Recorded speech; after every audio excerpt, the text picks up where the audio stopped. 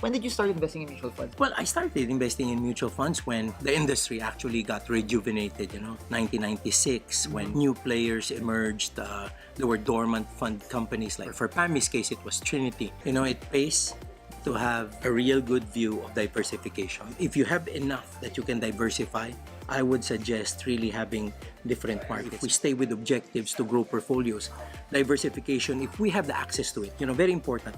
If you have the access to it, better do it.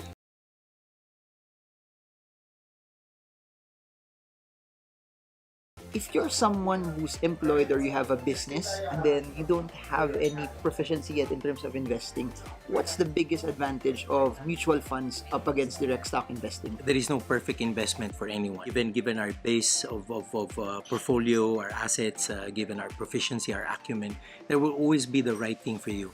But if you're not there yet in terms of acumen or a base, or if you don't have the time, let's face it, you won't be actively managing a portfolio really, really well. Now, people will say, okay, just buy very stable stocks and you're going to be fine. However, you're going to miss out on the performance of alphas. And that's the reason why sometimes it pays to really have a very active fund manager. Now, I guess people will say, oh, the disadvantages would be that the fact that you would pay fees, right? But think about it. If the mutual fund manager gives you a yield that pays for the fees, then you got your money's worth. So the important thing is to make sure that you get a good fund manager. The second part of that is the realization that you're going to be good for your business. You're going to be good for your profession. You'd rather concentrate on those and earn more from those because that's what your training is all about. That's what you're good at. And let the money management be handled by people who are doing it as a full-time job and get value out of them. So the advantage is you get a fund manager, but the more important thing to me is this: you take the emotion out of investing because they're gonna be dealing with it the whole time, 24 hours a day, 7 days a week. You focus on what you do best, and what's important is you add on to it and build up your base. So I guess that's where I'm gonna say that big advantage of When you're starting and then you don't have a base yet, if they could set like a benchmark or threshold for okay, this is the base that I need when I need to go direct stock investing, but I'm not yet there. I need to build this on mutual funds first. If you have like an investable base of less than 100,000, for me that's threshold. A lot of people can disagree with that, but the important thing to me is that I have 100,000.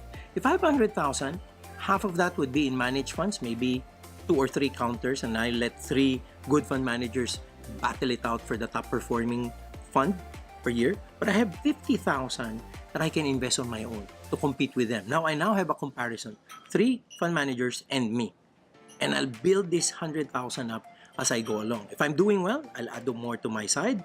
If they're going to be doing well, I'll add more to their side. The important thing is every month I am what you call a net earner and I'm building my base. But hey, if your money is like, let's say 10,000, 25,000, it's so hard to put everything on a fund you manage yourself because that's going to be very difficult. You rise and fall with it. You won't have the acumen. So I really believe this: start with something that will make you graduate into the big time, make you graduate into managing your own.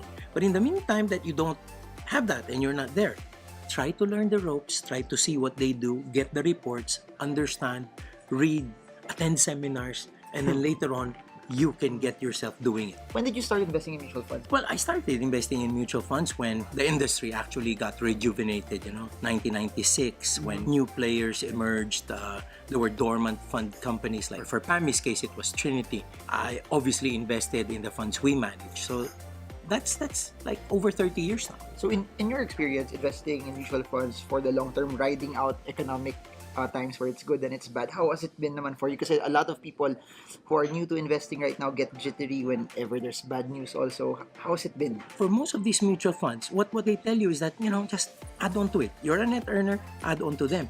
See, if you're not going to be watching the market too much, you take the emotion away out of it. So that just means even in bad times, you continuously invest. let's face it, if you're investing on your own and the market is bad, no matter how the fundamentals are, there is an emotion, there's an emotion here that kind of veers you away from, wag muna, wait and see. Then that's the dangerous part. You now act on your emotions. But if you have another fund manager and your job is just to add on to it, it's his problem. For those who are, I don't know, 30 or in their 40s right now, should they just focus on equity funds, or they should allocate on balance and bond funds already right now? I guess it's more like an investor temperament when people are not that risk positioned, if they're averse. A balanced fund really helps because it's not as volatile. A bond fund can help. But you see, if you're young, I'd rather be in an equity fund. I mean, I'm talking from experience. Over time, obviously, the fixed component gets overpowered with equities. And if you're looking at 15, 20 years, the equity funds will always have a longer term horizon that pays more, right? I haven't seen that in our economy where the bond fund actually outperformed an equity fund over the long run. So if you say somebody's 30 or below 30 or even 40 and you have a 20-year horizon in investments, I'd go for a risk position like an equity fund. For people whose mutual funds are up, they're probably investing for 10 years already, it's up. There's a temptation to sell it. What do you advise for them to do? Should they sell and then just probably buy property, or just hold on to it and deploy more capital as they can? Okay, there would be two answers to this. The first one is the regular recourse of like selling it because it's already earned money. The question I'll have for people like that is this, like, where are you gonna put it? Where are you gonna put it? Because if you're gonna be getting it and spending it now, then it's not an investment anymore. It has become a luxury, or it has become an expense. So it's taken out of your base, it's taken out of your principal. So think about that. Is it the right time to do this? Is it the time for enjoyment? Is the sacrifice period over? The second one, it's more important actually. Some people would say, oh, the market's up 5%. Can I divest now and I put it back when the market goes down? That's a common question today. That's a common question today. See, I tell people this, oh, you're now a fund manager, right? Because it's the fund manager's job to do that. If you do it yourself, you're now managing your fund manager.